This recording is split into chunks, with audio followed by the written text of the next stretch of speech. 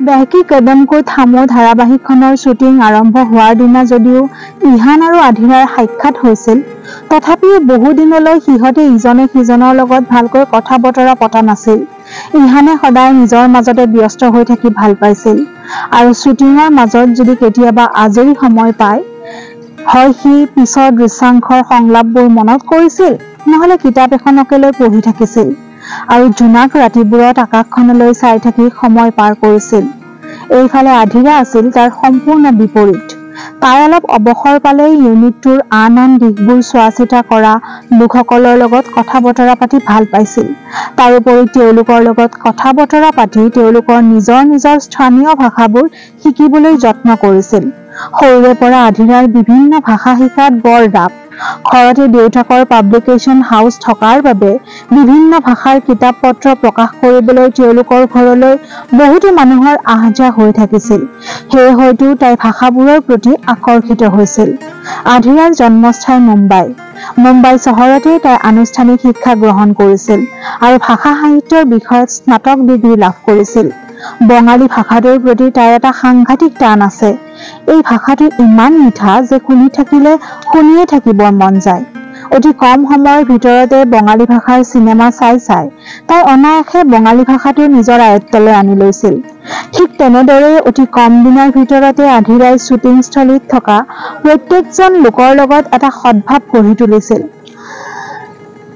ইহানৰ লগত চিনাকি হবলৈ মন থকা স্বত্বেও তাই প্ৰথমে নিজে আগবাঢ়ি চিনাকি হব বিচৰা নাছিল। কথাতে কয় নহয়, সম্পৰ্ক যিয়ে নহওক কিয়, সম্পৰ্কবোৰ গঢ়িবলৈ হলে এক হাত তুম বঢ়াও আৰু দুসৰা হাত সামনে वाले को बढ़ाने दो। আধিৰাই নিজৰ হাতখন আগুৱাই দিব খুজিও ৰৈ গৈছিল। কিবা যেন ভাল লগা নাছিল। কিন্তু যিহেতু একেলগে কাম কৰি আছে, গতিকে এটা ভাল সম্পৰ্ক থকাটো ভাল বুলি ভাবিয়ে তাই আগবাঢ়িব বিচাৰিছিল। কিন্তু বিপৰীত পক্ষৰ মন থকা নথকাৰ উমান নাপাই তাই নিজৰ হাতখন সংকুচিত কৰি আনিছিল। এইফালে আকৌ ইহানে আধিৰাৰ কাম কাজবোৰ দেখি দেখি অশান্তি পোৱা হৈছিল। ইমান কথা কৈ থাকিব পাৰে, ইমান চঞ্চল ছোৱালী এজনী, নিজৰ কামত অলপো মনোযোগ নাই, এনেধৰণৰ ভাৱ আছিল তাৰ আধিৰাৰ প্ৰতি।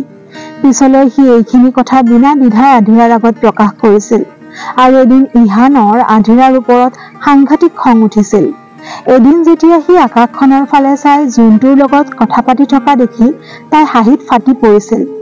তাৰ মতে মোৰ জীৱন মোৰ কথা, মই কাৰ লগত কথা পাতো কাৰ লগত নাপাতো সেয়া সম্পূৰ্ণভাৱে মোৰ ওপৰত নিৰ্ভৰশীল। ইহানক বাহিৰৰ পৰা দেখিবলৈ যিমান কঠোৰ যেন লাগে, ভিতৰৰ পৰা সি সিমানেই কোমল অন্তৰৰ। ঘৰখনৰ সৰু ল'ৰা হিচাপে বৰ মৰম আদৰত ডাঙৰ হোৱা ল'ৰা সি। মৰম আদৰবোৰৰ বাহিৰেও জ্ঞান আয়ত্তৰ খাতিৰত হওক বা বন্ধু বান্ধৱীৰ অভাৱৰ কাৰণেই হওক কিতাপকে সংগী কৰি থকাৰ নিচিনা। সেয়েহে ইমান বেছি চঞ্চলতা তাৰ হজম নহয়। ইহানৰ কাৰণে আধিৰাৰ চঞ্চলতাখিনি বৰ বেছি। কিন্তু সাধাৰণভাৱে চাবলৈ গলে এগৰাকী ছোৱালী হিচাপে আধিৰাৰ সেইখিনি চঞ্চলতা থকাটো স্বাভাৱিক। বন্ধু বান্ধৱীৰ অভাৱী ইহানে ইঞ্জিনিয়াৰিং কলেজত যি দুই এজন বন্ধু গোটাইছিল, এতিয়া তেওঁলোক নিজৰ নিজৰ জীৱনত সাংঘাতিক ব্যস্ত। গতিকে সি যিহেতু বেলেগ এটা দিশে গতি কৰিলে, সেয়েহে তেওঁলোকৰ লগতো তাৰ বৰ বিশেষ কথা বতৰা পতা নহয়। তাৰ পিছত অসমৰ সাংস্কৃতিক জগতখনৰ লগত জড়িত হৈ যি দুই এজন বন্ধু বান্ধৱী গোটাইছিল, সেই সকলেও এতিয়া তাৰ বৰ বিশেষ খবৰ বাতৰি নলয়। সংযোগ ৰক্ষাৰ ক্ষেত্ৰখনত এনেও সি অলপ কেঁচা। তথাপি তাৰ কাৰো প্ৰতি আক্ষেপ নাই। আৰু কিজানি সিহঁতেও ভাবে সি নিজৰ জীৱনত ভীষণ ব্যস্ত।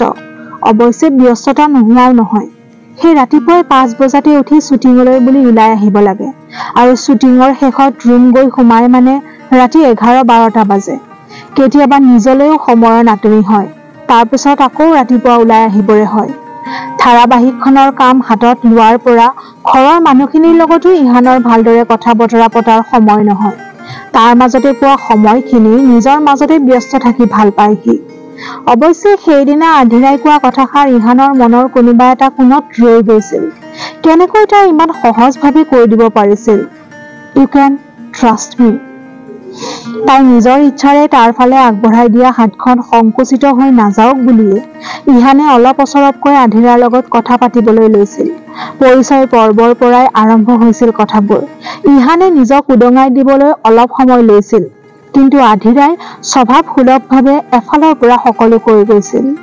মোৰ সম্পূৰ্ণ নাম আধিৰা বাজাজ, মা দেউতাৰ একমাত্ৰ সন্তান। না মেৰে আগে কৈ হে না পিছে। দেউতাৰ পাব্লিকেশ্যন হাউচ আছে আৰু মা ইণ্টেৰিয়ৰ ডিজাইনাৰ। সৰুৰে পৰাই মোৰ এক্টিঙৰ চখ আছিল।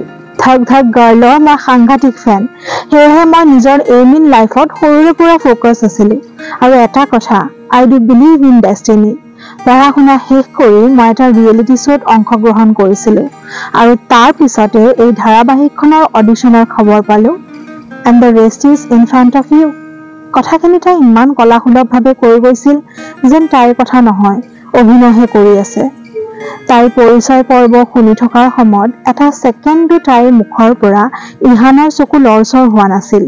তাইৰ কথাখিনি শুনি তাইৰ মুখত এটা মৃদু হাঁহি বিৰিঙি উঠিল। হঠাৎ ফোনটো বাজি উঠাত তাইৰ মনটো অতীতৰ পৰা বৰ্তমানলৈ ঘূৰি আহিল। মোবাইলটোলৈ চাই দেখে লীনাৰ ফোন। সেইদিনাও ঠিক এনেকুৱাই হৈছিল।